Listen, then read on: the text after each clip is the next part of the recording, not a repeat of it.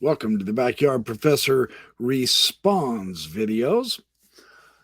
I noticed a video produced by the Church of Jesus Christ of Latter-day Saints with Elder David Bednar taking up the narrative.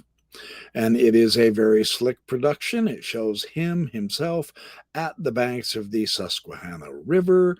And so this kind of lends credence to his whitewashed narrative that the church has falsely created concerning the restoration of the priesthood to the earth.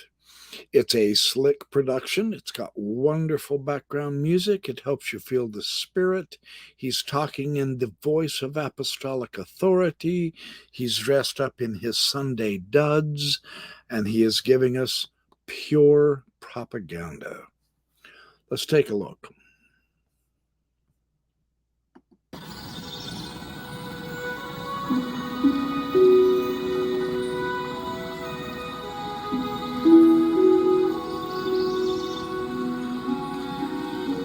In May of 1829, the prophet Joseph Smith and his scribe Oliver Cowdery were anxiously engaged in the work of translating the Book of Mormon, another testament of Jesus Christ. Now, right here, I want to stop the narrative immediately because the church's apostles and the prophets, they don't quite grasp. I'm going to take that down. I had my note taped up, but I don't need it. I think the Mormon historians and the ex-Mormon historians are fundamentally more honest, and they see more clearly than the apostles and the prophets who continue to feed us propaganda. They show that picture of Joseph Smith looking at the plates, translating, and that is pure historical bunk.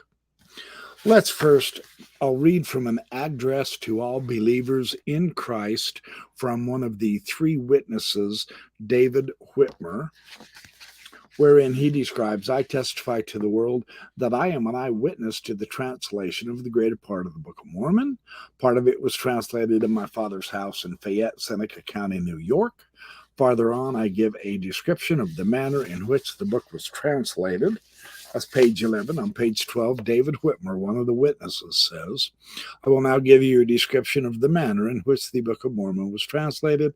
Joseph Smith would put the seer stone into a hat, and then he put his face into the hat, drawing it closely around his face to exclude the light, and in the darkness the spiritual light would shine. A piece of something resembling parchment would appear, and on that appearing the writing. One character at a time would appear, and under it was the interpretation in English. Brother Joseph would read off the English to Oliver Cowdery, who was his principal scribe, and when it was written down and repeated to Brother Joseph to see if it was correct, then it would disappear, and another character with the interpretation would appear. Thus, the Book of Mormon was translated by the gift and power of God, and not by the power of any man. In other words, the video depiction of how Joseph Smith was translated is pure hokum. It is deceptive, and they know it. This is the proper picture of how Joseph Smith was translating. He put his face into the hat. When are we ever going to get some honesty about the reality?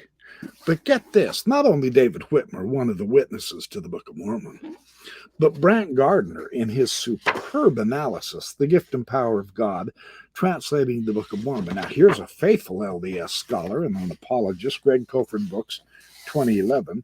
Let's hear what he says on page 262 and 263. The most common method Joseph Smith used was to place the seer stone in the crown of his hat and then put his face in so as to exclude the light. But that wasn't the only way Joseph used his stone, however. Arid Stoll testified in the 1826 Bainbridge hearing that Joseph held up a stone to a candle when he read a covered book. The two methods differ in the way light reaches the eyes. In the stone and the hat method, Joseph looked at the stone in a very low light. That's Brant Gardner, one of the very best of LDS apologetics. One of the best scholars by far on the Book of Mormon is William L. Davis, Visions in a Seer Stone.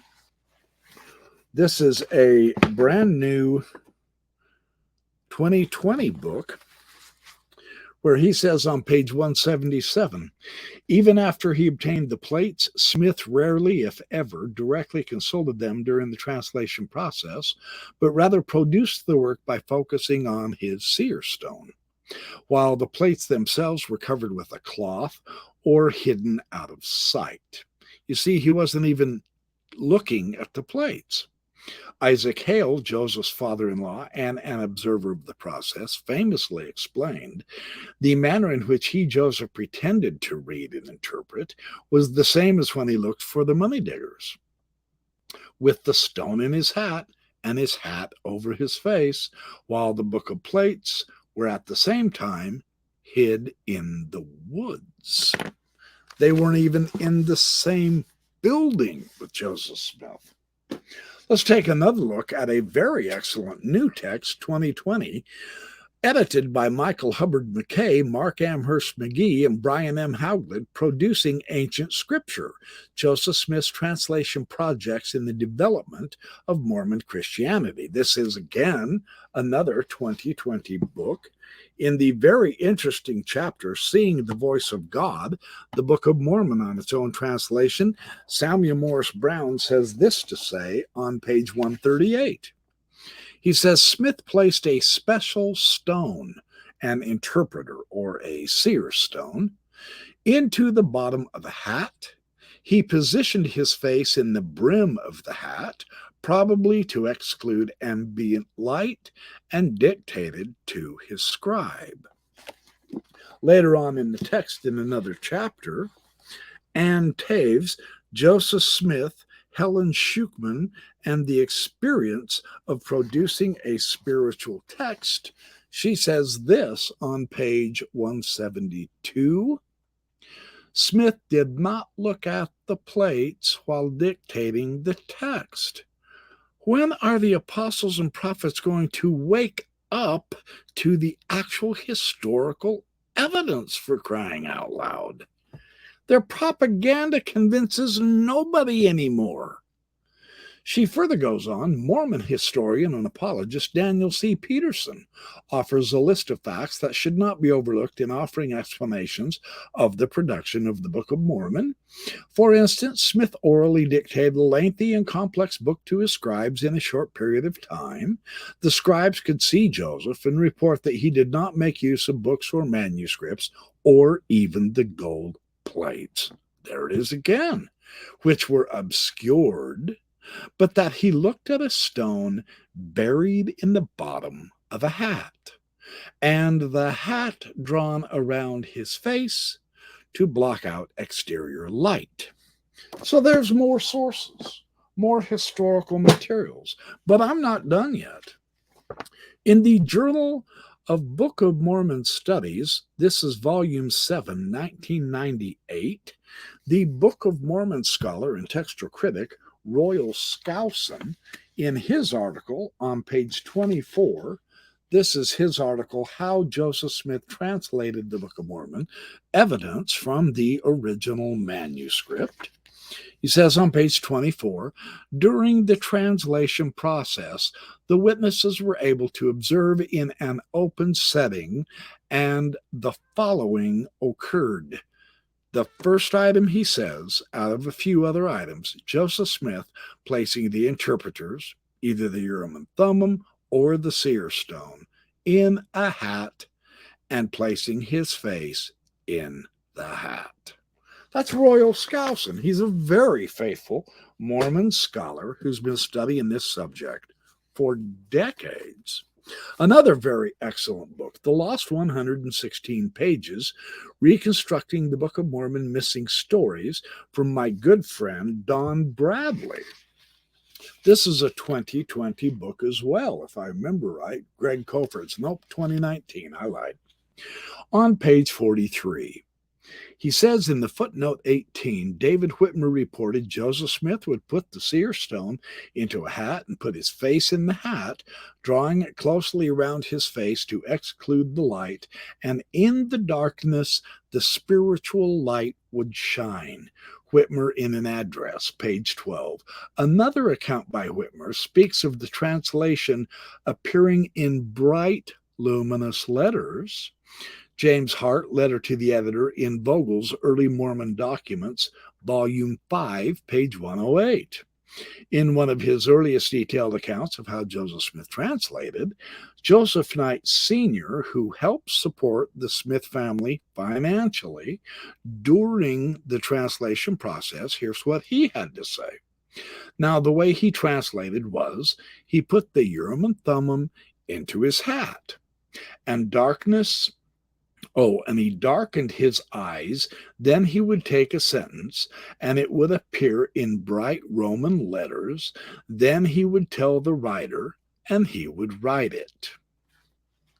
That's John Bradley, brand new book, another LDS scholar.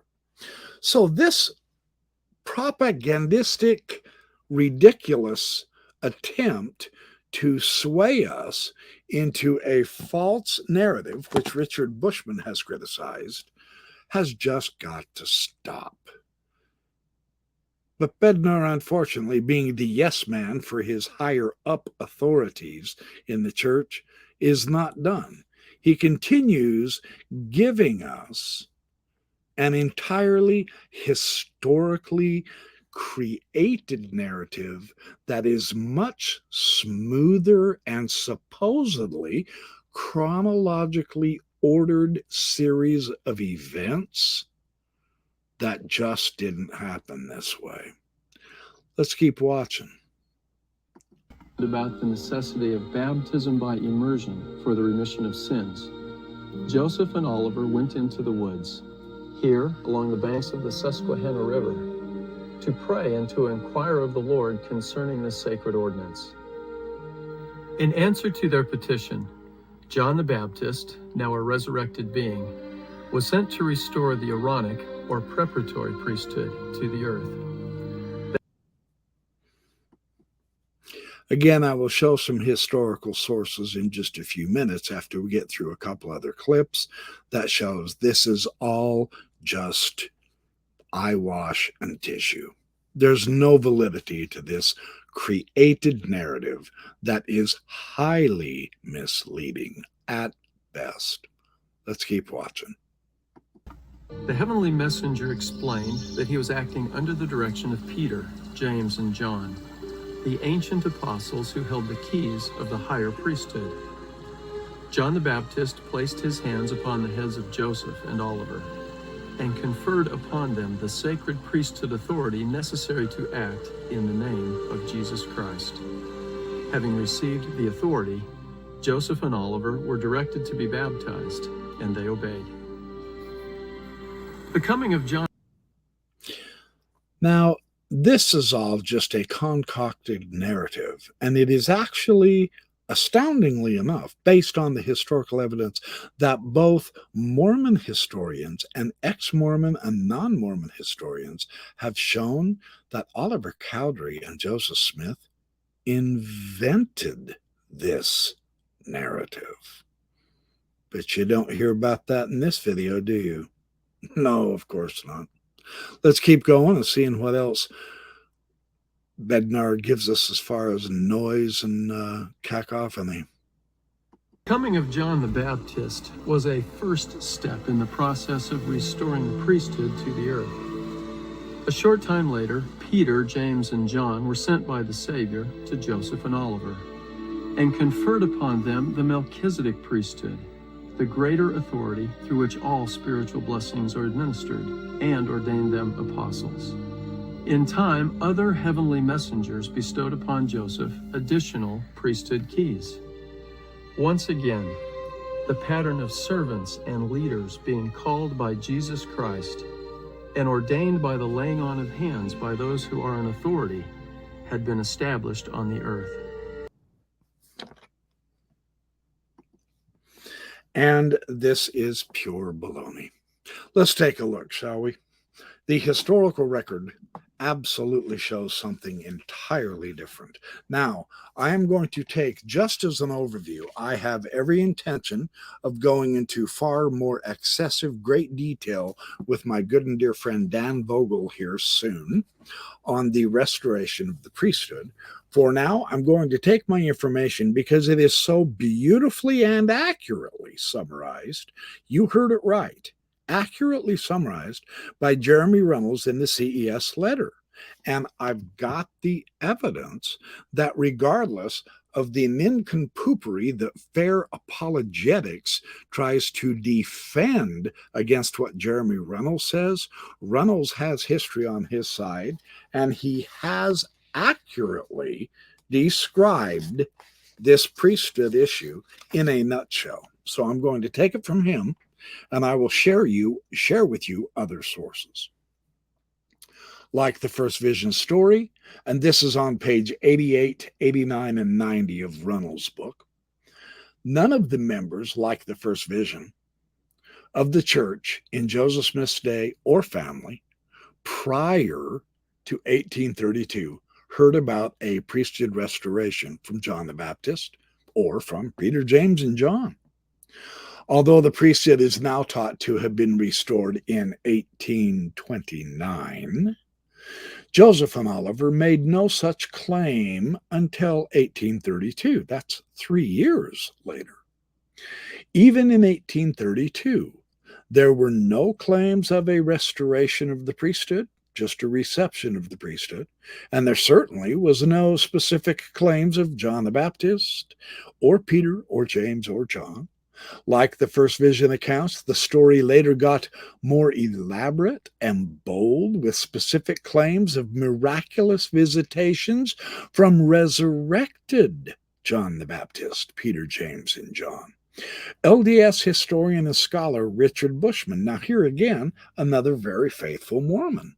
Richard Bushman from Columbia University.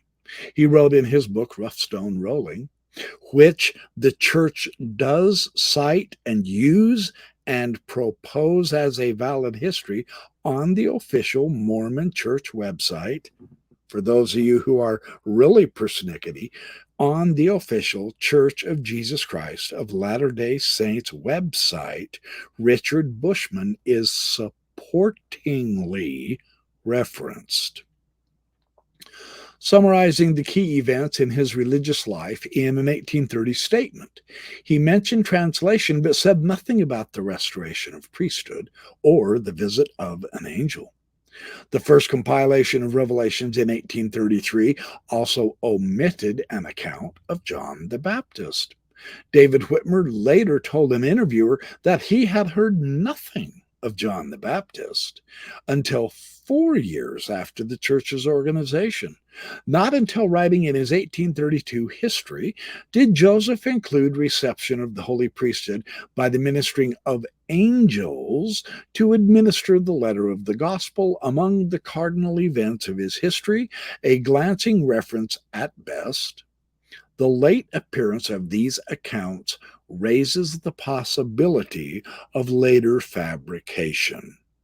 Now, being a faithful Mormon and a historian, he can't come out flat out and say this was a fabrication, but all the rest of us know it is. He's just simply nudging it gently. I'm going to slam it down on the table as good evidence that what we have here is concocted history by Oliver and Joseph Smith. So David Whitmer, one of the witnesses to the Book of Mormon, had this to say about the priesthood restoration. I never heard that an angel had ordained Joseph and Oliver to the Aaronic priesthood until the year 1834 or 5 or 6 in Ohio. I do not believe that John the Baptist ever ordained Joseph and Oliver. Now, he finds that in Dan Vogel's Early Mormon Documents, Volume 5, page 137. Again, on page 88 of the CES letter, Joseph Smith and Oliver Cowdery changed the wording, get this, they changed the wording of an earlier revelation when they compiled the 1835 Doctrine and Covenants, adding verses about the appearances of Elijah, of John the Baptist, of Peter, James, and John, as if those appearances were mentioned in the earlier revelation in the Book of Commandments, which they weren't. Compare the 1833 Book of Commandments, chapter 28, to the 1835 Doctrine and Covenants, section 50, which I have, and the chapter in Modern Doctrine and Covenants, section 27, which I also have. This section claims to be a revelation from the Lord to Joseph Smith in August 1830. Now, the crazy thing is that the following text is what Joseph and Oliver added to the 1830 revelation in 1835. Now, they're making it look like in 1830, this is what actually happened. It takes Jeremy an entire page of typed text. That's how much material Oliver Cowdery added to the revelation in order to make it look like they received the two different priesthoods. None of this is in the early 1833 Book of Commandments. None of it. Had the restoration of the Aaronic priesthood under the hand of John the Baptist been recorded prior to 1833, it would have been expected to appear in the Book of Commandments. However, nowhere in the Book of Commandments is this miraculous and doctrinally vital event recorded. It was retrofitted later when Joseph Smith needed to bolster his authority. Had the restoration of the Melchizedek priesthood under the hands of Peter, James, and John been recorded prior to 1833, we would have expected it to appear in the Book of Commandments. Again, that's the original Doctrine and Covenants. However, nowhere in the Book of Commandments is this miraculous and doctrinally vital event recorded either. Neither of the priesthoods.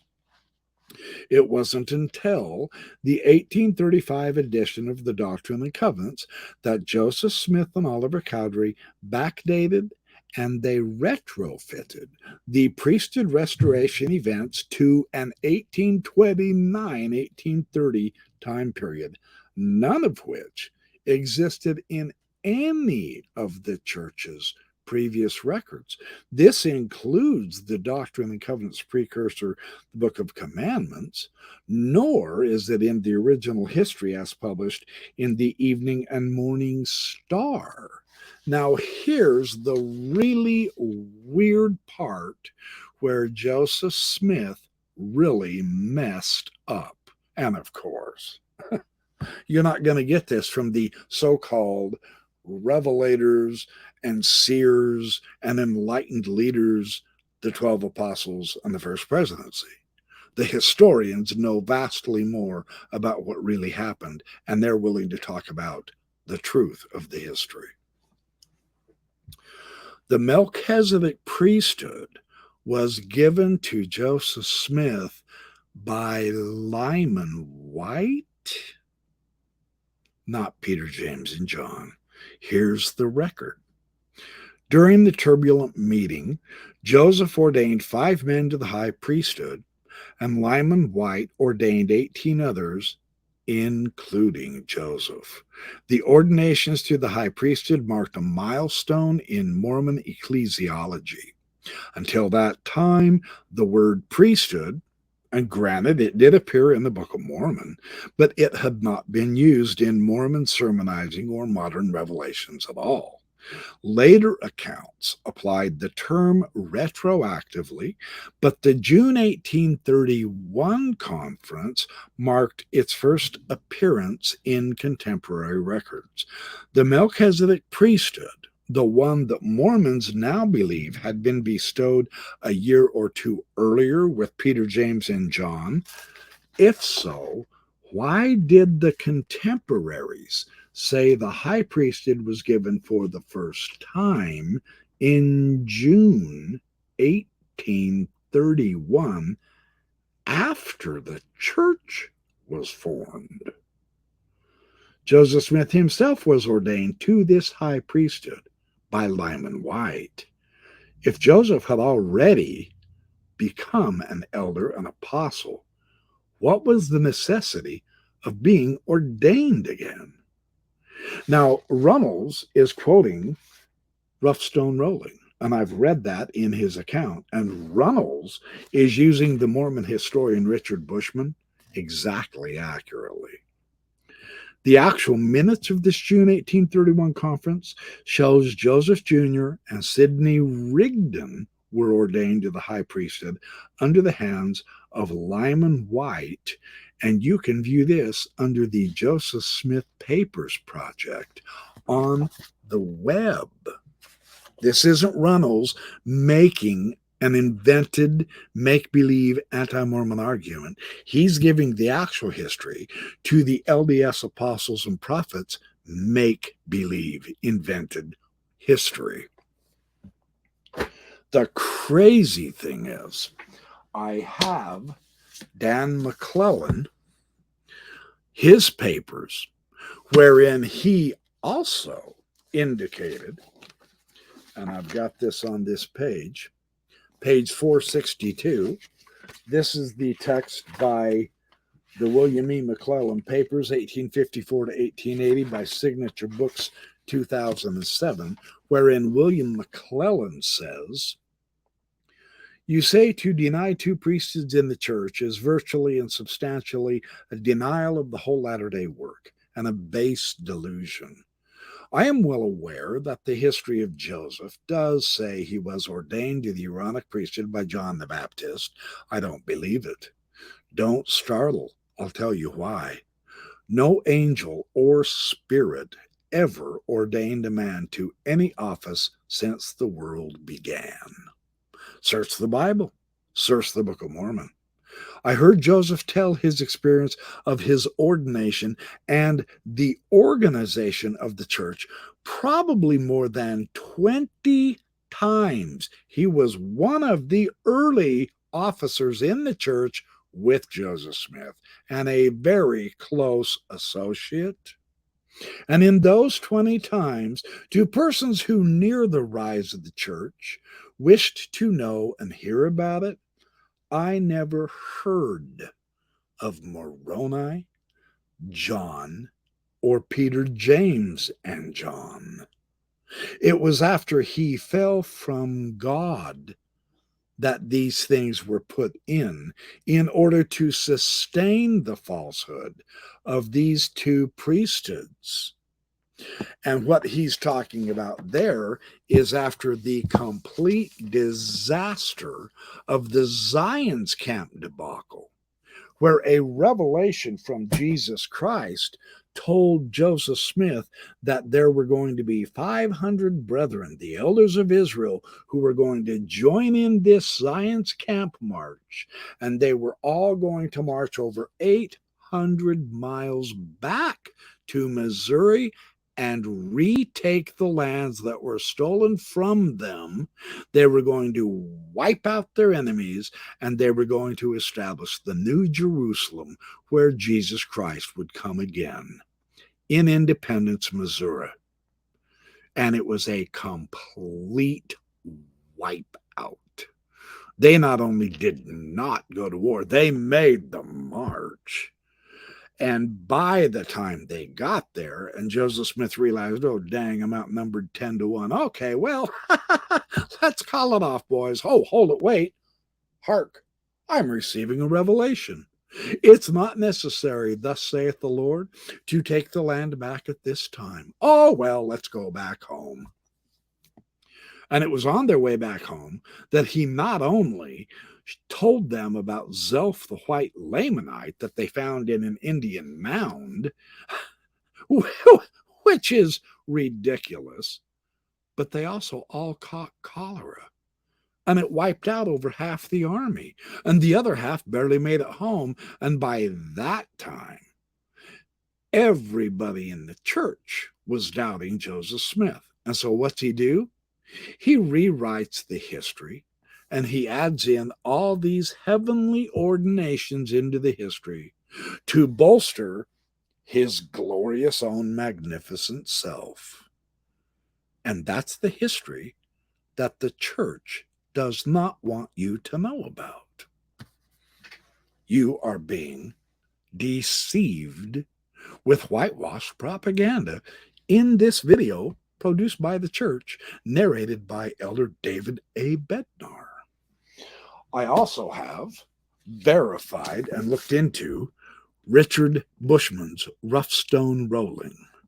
These guys are quoting Bushman correctly. Let me see if I can find it. Oh, that's the Freemasonry. Oh, I'll bet I can't find it. Yeah, that was the Kirtland Affair debacle also. Anyway, I have read it. I won't take the time because I wanted to make this a short response, and it's turning out longer. Here's the other thing I wanted to show you. The Tanners, the changing world of Mormonism, they weren't lying. They described this process of how Joseph Smith was consistently, constantly changing the revelations, adding to them, changing the wording, and taking things out in order to bolster his own prestige. And you can see that these weren't just small grammatical changes. There are entire paragraphs completely crossed out and added to, which entirely changes the meanings of the revelations. And it's not just one page or 2 pages. Now, these kinds of studies that the Tanners did back in the 1970s on the changes of the revelations are actually verified by the Joseph Smith Papers Project. Now, the Church of Jesus Christ of Latter-day Saints has also given us this exact same information. We now know that the Tanners were the accurate historians, not the Boyd K. Packers, not the Marquis Petersons, not the Spencer W. Kimballs, not the Gordon B. Hinkleys, certainly not the Russell M. Nelsons, and definitely not their little puppy boy who puts out their stupid propaganda, David A. Bednar. D. Michael Quinn, The Mormon Hierarchy, Origins of Power. Yes, I'm well aware he was excommunicated, etc. Yes, he was controversial, etc. All of his research has been fundamentally verified in the historical record that is accepted now by other valid Mormon and ex-Mormon historian critics. Jeremy Runnels, the Tanners, Richard Bushman, and now D. Michael Quinn are all showing the same evidence historically that Joseph Smith and Oliver Cowdery invented the need for the 2 priesthoods to give him a special authority after all of his false prophecies about Zion's camp retaking the land of Missouri so that the second coming could happen. This is in The Case Against Mormonism by the Tanners, Volume 1, and I wanted to show you this page because it's a large page. See this side point right here in that bubble? That is the record that was added, and also on this other side over here, that was the entire extra page of material that Oliver Cowdery added into the Doctrine and Covenants about John the Baptist and Peter, James, and John that is not in the original Book of Commandments. This all was added 5 years later, and it completely changes the meaning. This is the stuff that once McClellan and Whitmer and several others began to read the Doctrine and Covenants, they were scratching their heads saying, what in the Sam Hill is going on? None of this was in the original revelation. None of it. This is all invented. This is the Book of Commandments, chapter 28. And we can compare the Doctrine and Covenants, section 27, which is the original Book of Commandments, chapter 28. And you can see that the Tanners are not just making this up. You know why we know? Because the Joseph Smith Papers Project, which I have the book, and it's a huge cotton picking book. I've got the original, you've got the actual photograph over here, and then the transcription on these pages of the entire Book of Commandments. When you compare this with the Doctrine and Covenants, you can see that the Tanners showing those changes are validly showing the actual changes. The church has given us the evidence that verifies Joseph Smith and Oliver Cowdery invented and then retrofitted the priesthood 5 years later. And that's all of the evidence I wanted to share. That's all the books I've got for you. Here's another online article by Lane Thuet. It's called Priesthood, Restored or Retrofit. Google this and read it. I don't give a damn if he's not Mormon. I don't care about his agenda. I care about his evidence. And his description of this exactly matches everything I've been telling you today. No Mormons seem to have known about the priesthood in the earliest years of the church. Now, it actually should have been one of the foremost topics of teaching, and instead there's no mention of any priesthood found in any of the histories, not in the diaries, it's not in the journals or the writings of church members until several years after it had been established. And that's why David Whitmer said, I've never heard of it. Whitmer states that they were introduced into the church almost 2 years after its beginning. Now, the church, of course, says Joseph Smith had to have the priesthood first in order to restore the church in 1830.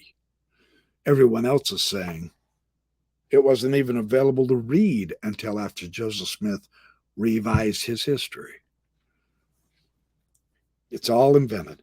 All mention of priesthood was added at a later time. In fact, the addition included 459 words that were not in the original revelation.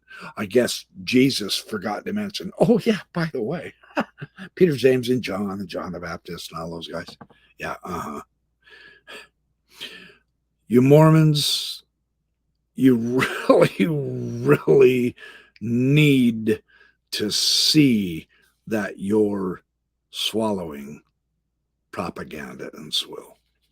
That's just how the fact is. It's brutal, I know. It's hard. I get it. It doesn't make you feel very good. I get that too. I've been there too. But is the truth worth it? I'm here to tell you, along with hundreds of thousands of other people, that once you start getting the truth, you can actually begin sleeping better.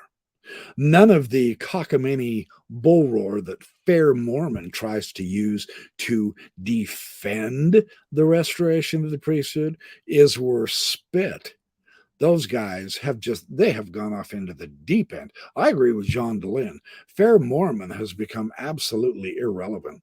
They are better at causing people to have doubts than even I am now, with my trying to attempt to get the true history, not so that you can doubt the church, but so that you can tell the leaders, you know what, I've had it with your stupid lunacy and idiotic handling of the history. You better start coming clean.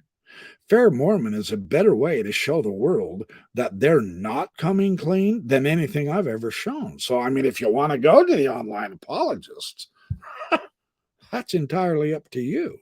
Good luck when you do. So, thanks for watching my Backyard Professor videos. I will be back with more as I discover more, which is pretty much daily.